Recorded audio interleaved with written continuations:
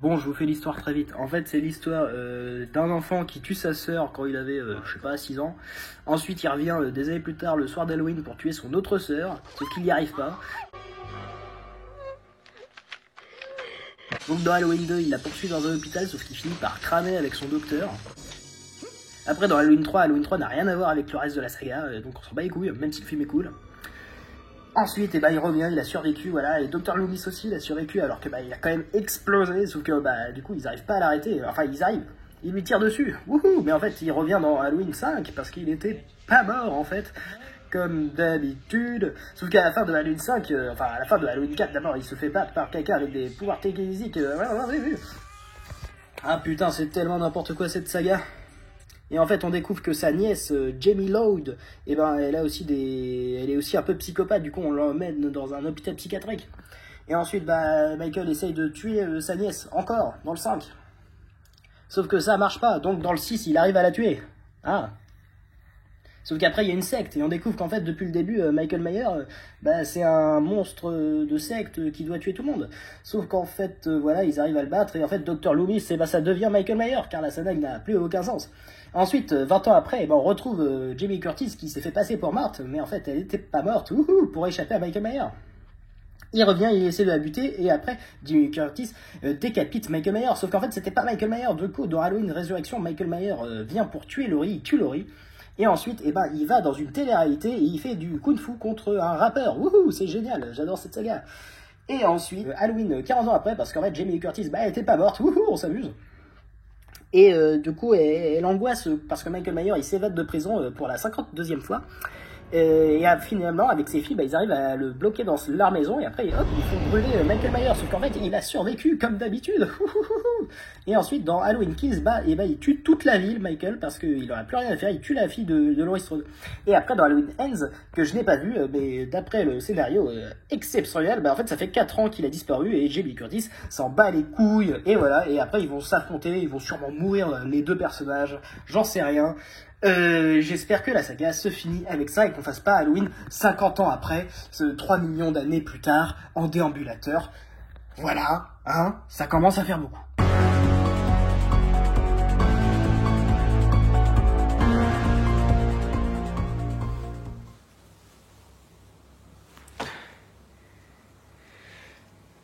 Salut les connards, ça fait longtemps qu'on s'est pas vu sur internet parce que j'ai d'autres choses à faire de ma vie que traîner sur ces sites abrutissants. Mais on se retrouve pour fêter Halloween comme l'accoutumée de cette fête qu'on retrouve chaque année depuis des années, amenée des Celtiques, des pays nordiques en Amérique et qui est revenue en France. Fête évidemment commerciale, mais qui a une saga que j'apprécie, la seule saga d'horreur presque que j'ai vraiment regardée et que j'ai vraiment appréciée. La seconde étant Evil Dead. Sauf que la saga Evil Dead est vraiment parfaite. Il y a 3 films, une série, tout est bon, même le remake est bon. Alors que Halloween, il y a quand même des gros navets dans cette saga. Et aujourd'hui, pour fêter ça, et la sortie du nouveau Halloween, qui est donc Halloween 13. Après, si on compte pas les remakes de Rob Zombie, c'est Halloween 11. Sauf que eux, ils comptent pas toutes les suites qu'il y a eu, ils comptent que le premier. Donc ça serait Halloween 4. Ce qui n'a plus aucun sens, donc on va juste l'appeler Halloween 11, parce que j'aime bien quand les films se suivent, même s'ils n'ont pas pris en compte les autres films. Moi, je les prends en compte parce que voilà, à part les remakes de Rob Zombie, vous avez installé une continuité, maintenant il faut assumer les mecs, sinon, voilà, vous allez vous faire enculer. Aujourd'hui, donc, ça va être un classement du meilleur Halloween au pire, voilà, et on va donc commencer par le meilleur selon moi. Alors, vous savez que John Carpenter est un de mes réalisateurs préférés, The Thing qui est aussi un de mes films préférés. Mais pour moi, Halloween, c'est pas du tout son plus grand film, c'est son plus connu et il est très bien. Je l'ai vu des centaines de fois, j'exagère un peu. Mais du coup, en voyant Halloween 2, je me suis dit qu'en fait, Halloween 1 n'était pas le meilleur de la saga. Et oui, ça va outrer beaucoup de gens parce que souvent les gens mettent en premier Halloween 1 comme le chef-d'œuvre indétrônable de Carpenter. Et grosse news, le film que je préfère de la saga, ça ne peut dire que c'est le meilleur. Et encore, je pense qu'il est meilleur que le premier, qui a plusieurs défauts, même si pour beaucoup c'est un classique. Et moi je dirais que c'est Halloween 2 de Rick Rosenthal. Alors, pourquoi? On va s'expliquer. Alors, déjà parce que c'est un film que Carpenter a énormément chapeauté de tout. Et il a écrit le scénario, il a fait la musique, il a produit le film. Alors, c'est juste lui qui l'a pas réalisé, mais Rick Rosenthal recopie en quelque sorte le style de Carpenter. Donc, pour moi, c'est vraiment un film de Carpenter qui se complète avec le premier. Donc, l'un ne va pas sans l'autre. Et pour moi, c'est vraiment, ils occupent la première place les deux. Et voilà, donc je vous montre les DVD en même temps parce que je suis là pour ça. Pour montrer mes DVD pour Halloween. Je fais ça juste pour montrer mes DVD, qu'ils soient rentables parce que ça m'a coûté très très cher. Et donc, avec celui-là, on a les deux classiques, ceux qui sont indétrônables, de vrais grands films. Celui-là qui est dans une très belle édition Etsy, qui est un film qui peut avoir des longueurs, une musique un peu qui se répète, et des morts assez ridicules et qui vont faire sourire, mais qui a une très bonne tension entre la poursuite entre Laurie et le croque-mitaine qui est Michael Myers, évidemment, et donc classique. Quoi? Putain? Ah, le chat que j'avais perdu pendant des jours vient de re-rentrer. Voilà, donc cette vidéo n'a aucun sens, je retrouve le chat qui avait disparu à cause des travaux, enfin, on s'en fout, c'est ma vie. Et on n'est pas là pour écouter ma vie, sinon on est dans de la télé-réalité, et la télé-réalité, c'est un peu de la merde. Toi-même, tu sais, le chat ne repart pas tout de suite, parce que c'est chiant, en fait. Ouais. Tu fais ce que tu veux, hein, mais... Alors, Halloween. Très beau livret, regardez-moi un peu ce truc de malade. Unboxing, wow. Je suis trop une coquine. Voilà. Avec voilà toute l'histoire de Halloween à l'intérieur. Donc très très beau DVD qui m'aura coûté une blinde comme d'habitude. Je suis accro au DVD. Péché mignon, ce n'est pas bien. Ici Justine Tristan d'Artois, la marquise saadienne qui fait des vidéos pour vous parce que vous me le demandez et c'est comme ça je dois faire. Je suis un esclave de la France. Et donc on a ce film qui pour moi a plusieurs défauts, mais qui reste un classique que j'ai vu plein de fois et que j'adore, mais vraiment pas le meilleur Carpenter. Et on a en fait Halloween 2 qui va vraiment, pour moi, enlever beaucoup de ses défauts. Les meurtres sont beaucoup plus impressionnants, font beaucoup plus peur. La musique est beaucoup moins répétitive. On a une musique de début et de fin qui est vraiment intéressante, qui est un peu ironique. On a une vraie conclusion et des super plans. C'est beaucoup plus joli. Et pour moi, c'est pour ça que Halloween 2 est encore meilleur que le 1, et du coup ça va faire un classement différent de ce qu'on voit d'habitude. C'est que d'abord on a Halloween 2 qui est vraiment mon préféré, et Halloween 1 après en deuxième position, mais ça reste quand même pour moi deux bangers qui sont en fait indissociables, c'est vraiment les Halloween parfaits. Et après on a Halloween 3, bon alors c'est pas celui-là que j'ai mis en suivant, mais Halloween 3 pour moi c'est vraiment le trio qui marche très bien, c'est trois très bons films. Mais c'est pas celui-là qui est en troisième position. Celui que j'ai mis en troisième position, je l'ai pas encore en DVD. Je le mettrai dans ma collection quand je l'aurai un jour, peut-être. C'est Halloween 2018, de David Gordon Green. Un film que beaucoup de personnes ont détesté, mais que je trouve très cool, que j'avais vu au cinéma à l'époque, et qui était pour moi une très bonne conclusion. Alors il fait suite directement à celui-là, mais c'est cool de compter les autres, même si c'est pas très cohérent. Et voilà, ça fait la suite directe à celui de 1978. Et qui était vraiment cool. Alors oui, ça fait un peu slasher des années 2010, mais donc c'est dans l'air du temps, et on a une confrontation finale vraiment très cool, plein de petites idées très intéressantes, un générique vraiment cool aussi, et pour moi c'était la fin parfaite pour Halloween. Vous n'avez pas obligé d'en faire d'autres, et ils en ont fait d'autres, hein, comme vous le savez, ces petits coquinous, parce que quand il y a de l'argent à se faire, il y a de l'argent à se faire, David Gordon Green et les producteurs. Même Carpenter l'a dit récemment, si Halloween Ends, là, le Halloween 13 là, qui vient de sortir, et il marche au cinéma, il y aura sûrement des suites, et putain, on n'en peut plus. Alors évidemment, cette vidéo est dédiée à ceux qui connaissent bien la saga Halloween. Qu'est-ce qu'il y a, le chat? Il est content, il est de retour, ça fait une semaine qu'il a disparu, mais voilà. Donc, en quatrième position des meilleurs films Halloween, on a Halloween 3 qui sort vraiment du lot parce qu'il n'y a pas Michael Myers à l'intérieur, et franchement, ils auraient dû vraiment continuer dans ce délire-là. Parce que c'est vraiment dans celui-là et dans Halloween 2 qu'on voit vraiment la fête de Halloween en elle-même. Et c'est pour ça que j'adore l'ambiance de ces films. Et Halloween 3 a vraiment de super bonnes idées. C'est vraiment presque un petit Carpenter. C'est réalisé par Tommy Lee Wallace, celui qui a fait le téléfilm Ça, qui est très cool. Et pour moi, vraiment, Halloween 3, c'est vraiment dans les meilleurs Halloween. Alors qu'il n'y a pas Michael Myers, que c'est pas vraiment une histoire qui a un lien. Mais pour moi, c'était vraiment la bonne idée de continuer la saga sur ce terrain. Et évidemment, l'argent appelle l'argent. On a fait revenir Michael Myers alors que ça n'avait aucun sens, aucun intérêt. Hein, même selon Carpenter, hein, il dit ils avaient fait le tour du personnage après les 2 premiers Halloween, il l'avait tué, et franchement, je suis assez d'accord. Qu'est-ce qu'il y a à raconter de plus? Alors, oui, aujourd'hui, maintenant, Michael Myers est devenu un peu une légende qui revient à chaque Halloween, et ça, c'est ce que j'aime bien dans les derniers Halloween de David Gordon Green. Mais c'est dommage, parce qu'il y avait une bonne idée de faire un film de saga où chaque épisode serait très différent. Et là, on arrive dans les Halloween qui sont moins bien, on va dire. Et où ça va être plus difficile de dire c'est quoi qui est pas très bien.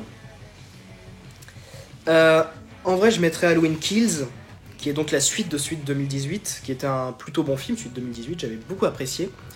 Et qui avait une bonne fin. Une fin, hop, tu finis Halloween sur ça, c'est très cool. Il y a plein d'idées, les 3 générations de femmes qui abattent un homme. Et non, on fait une suite, on fait Halloween Kills, qui est totalement débile. Ce que j'aime bien dans Halloween Kills, c'est justement le fait que c'est un gros délire décomplexé, mais que ça a pas beaucoup de sens, et que je vois pas trop l'intérêt de ce film. Voilà.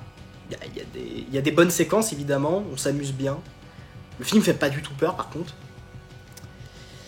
Et non, il est pas chiant, ce film, c'est un bon divertissement, mais c'est un film vachement con, notamment la scène finale qui est turbo débile, et c'est pour ça que je l'adore, cette scène finale où Michael Myers 1v1 toute la ville, ça n'a aucun sens, putain.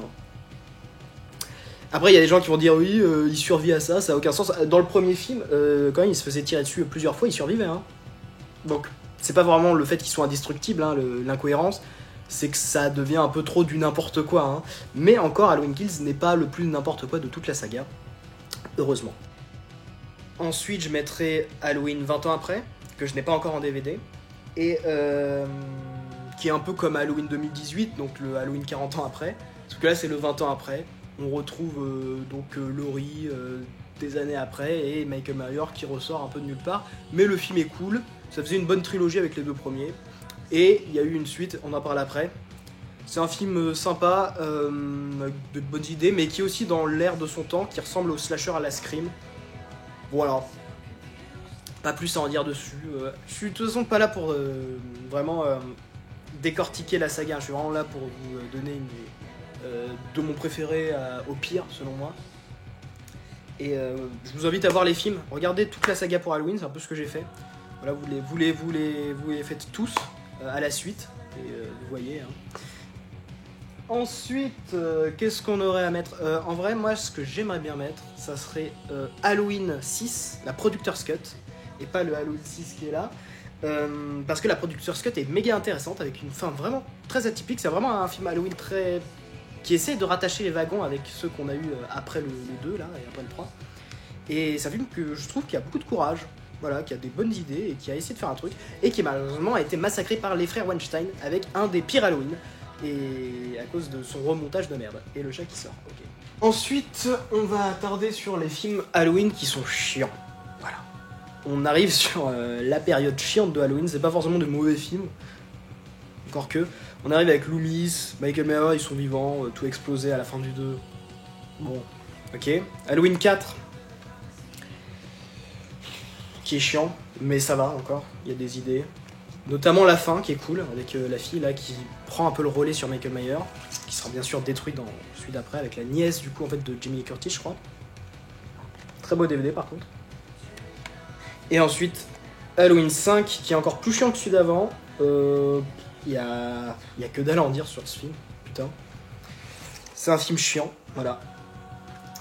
Pourtant, alors les DVD sont très cool, hein. Ce qui est dommage, c'est qu'ils ont fait des DVD cool que pour les 5 premiers, hein. Après, pour trouver des bons DVD, c'est compliqué. Donc voilà, 2 films très chiants de Halloween. Ce qui est dommage. Mais voilà, il fallait bien passer par une étape chiante de slasher à la longue. Voilà, donc on a les 5 premiers, ça va encore, et on arrive sur la grosse merde, bien sûr, avant d'arriver sur la très très grosse merde. Ouais. Ce film qui est donc Halloween 6, mais la version des réalisateurs, enfin, de Harvey Weinstein, voilà, ce connard. Donc, film introuvable, enfin en tout cas en bonne qualité, en Blu-ray impossible, c'est 600 balles, je mets pas 600 balles là-dedans. J'ai eu ce DVD de merde pour 20 euros je crois. Voilà, DVD vraiment pourri, la jaquette toute cassée. Pour un film décousu, mal monté, c'est vraiment pourri ce film, et pourtant il y a Paul Rudd à l'intérieur. Et c'est pour ça que la version, la Productor's Cut de Halloween 6 est vachement cool, hein, la version de Mustafa Akkad. Et je déteste ce film. Putain. Mais jamais autant que Halloween 8. Et donc Halloween Résurrection, que j'ai pas en DVD, pas encore, et que j'espère que j'aurai jamais en DVD, putain. Qui est une horreur. Laurie Strode se fait tuer dans les 10 premières minutes. Et on a un rappeur qui fait du kung-fu pour battre Michael Myers. Ce film est très très con. Encore plus con que tous ceux qu'il y avait avant. Putain. Vous êtes forts les mecs. C'est un peu le film qui a enterré la saga avant que ça revienne en 2018. Et j'ai pas parlé de Halloween de Rob Zombie parce que j'ai pas vu les deux remakes. Je les verrai un jour, je pense. Donc j'ai pas d'avis dessus à vous faire. Voilà, donc c'était le classement des meilleurs Halloween. Au gros nanar, au gros film débile. C'était la petite vidéo pour fêter Halloween parce que j'aime bien cette fête. C'est la Toussaint, tout ça. On se retrouve donc dans un nouveau décor qui est sympathique. On a des étagères cool. Parce que je suis plus chez moi. On s'en bat les couilles. Voilà. Après la vidéo sur Cello qui a je sais plus combien de temps. Et voilà, c'était petite vidéo Halloween pour parler de Halloween. Regardez, j'ai les affiches des Halloween là. Voilà. Pas très intéressant tout ça. Et bien sûr, le cadre maintenant est totalement détruit. Wouhou, on s'amuse. Putain. Bon. En espérant que vous verrez Cannibal Café en novembre, les amis. Probablement. Le film est presque fini. Et vous aurez des nouvelles surprises, de nouveaux trucs. Internet, ça me fatigue, donc je traîne beaucoup moins dessus. J'essaie de faire des projets à côté vraiment beaucoup plus intéressants. Mais j'avais envie de faire une petite vidéo sur Halloween parce que j'aime bien cette saga qui est un peu mon petit plaisir coupable, on va dire. Ah. Par contre, les DVD sont vraiment, vraiment très beaux. Hein. Que ce soit Halloween 2. Putain. Et ça, c'est le chat qui fume en même temps. C'est une très bonne édition. J'adore montrer mes DVD, j'essaie de les rentabiliser parce qu'ils coûtent cher, Bon, les frères. Joyeux Halloween, faites des trucs. Halloween est en train de disparaître en France totalement. Ce que je comprends parce que c'est un peu une fête commerciale de merde. Mais j'adore l'ambiance d'Halloween. Et ce que j'aimerais qu'on garde, c'est cette ambiance un peu glauque. Qui malheureusement se perd, je trouve. Donc faites des trucs glauques. Je ferai de même. Au revoir. Et je n'ai pas encore vu Halloween Ends, qui est très mal distribué en France. Halloween Ends. Je le verrai sûrement le 31 octobre, le jour où sort cette vidéo. Et peut-être qu'il y aura un avis à chaud. Je verrai en fonction si je suis chaud pour faire une vidéo, ce qui n'est pas trop mon cas parce que je suis...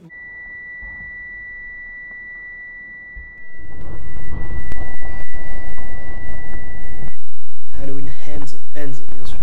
Bien sûr.